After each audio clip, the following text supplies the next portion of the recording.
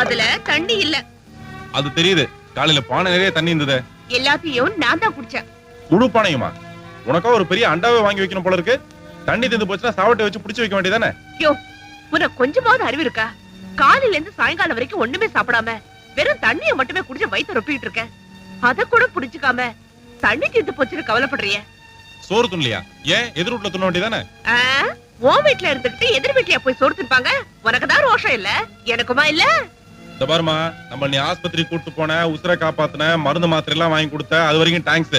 அதுக்காக நீ வந்து சோத்த வாங்கி கொடு, அத்தை வாங்கி கொடு, இத்த வாங்கி கொடு நம்மள பேஜார் பண்ணாத. நானா சொன்னேன் உன்னை இந்த வீட்டுல வந்து குந்திக்க சொல்லி? சரியா, நான் அதான் வந்தேன். இனிமே நீயா உன் கையால எனக்கு வாங்கி கொடுத்தாதான் நான் சாப்பிடுவேன். இல்ல பசி பட்டி உண்ணாவிரதம் சாகும் வரை. திருட்டு தரமா நீ மாத்திரம் சாப்பிட்டு வந்த, அப்புறம் உன் வயிறு வலிக்கும். ஆமா.